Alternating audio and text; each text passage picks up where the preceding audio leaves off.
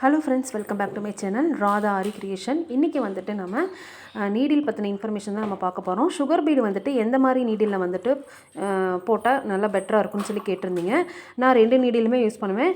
Tulip 24 0.4 நீடிலும் use பண்ணுவேன். அதே சமயம் நான் வந்துட்டு அயன் நீடிலும் யூஸ் பண்ணுவேன். என்னோடய ஒர்க்கை ஃபாஸ்ட்டாக முடிக்கணும் அப்படின்னா அயன் நீடில் தான் கண்டிப்பாக யூஸ் பண்ணுவேன்.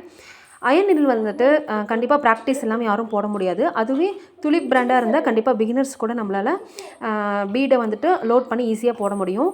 துலிப் பிராண்டுன்னா இந்த மாதிரி தான் நம்ம ஒவ்வொன்றா நீடிலால் வந்துட்டு பீடை லோட் பண்ண முடியும். ஆனால் அயன் நீடிலுக்கு வந்துட்டு இந்த மாதிரி பீடை லோட் பண்ணி போட முடியாது. ரொம்ப கஷ்டமாக இருக்கும், ரொம்ப டைம் எடுக்கும், டைம் வேஸ்ட் ஆகும்.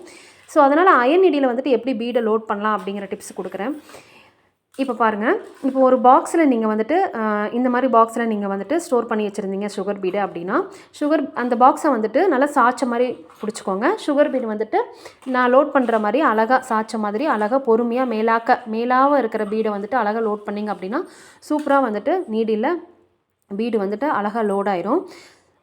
அயன் நீடில் வந்துட்டு நம்ம அயன் நீடில் யூஸ் பண்ணி நம்ம ஒர்க் பண்ணும் போது ஈஸியாக நம்மளோட ஒர்க்கை வந்து முடிச்சிடலாம். இந்த மாதிரி ஒரு 3 நீடில் வந்துட்டு வாங்கி வச்சிட்டிங்க அப்படின்னா 3 நீடிலையுமே பீடை லோட் பண்ணி வச்சுட்டு நம்ம ஃபாஸ்ட்டாக வந்துட்டு ஒர்க் பண்ணி முடிச்சிடலாம். பாருங்கள் எவ்வளோ அழகாக லோடாக இருக்குது அப்படின்னு சொல்லிட்டு.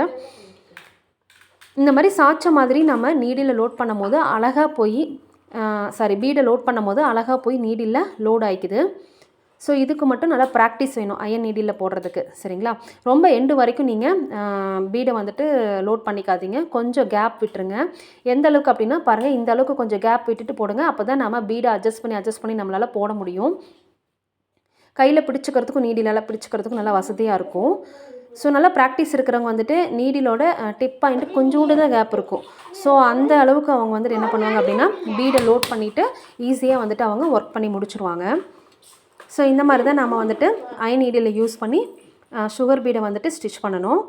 துளிப்லேயும் நீங்கள் ஸ்டிச் பண்ணலாம். இது 2 நீடிலுமே பெஸ்ட்டு தான். உங்களுக்கு எது வந்துட்டு பெட்டராக இருக்கோ கண்டிப்பாக அதை யூஸ் பண்ணி நீங்கள் ஒர்க்கை முடிக்கலாம். ஸ்பீடாக ஒர்க் பண்ணணும் அப்படின்னா அயன் நீடில் யூஸ் பண்ணுங்கள். கண்டிப்பாக இந்த டிப்ஸ் பிடிச்சிருக்குன்னு நினைக்கிறேன். பிடிச்சிருந்தா லைக் பண்ணுங்கள், ஷேர் பண்ணுங்கள், கமெண்ட் பண்ணுங்கள். Thanks friends.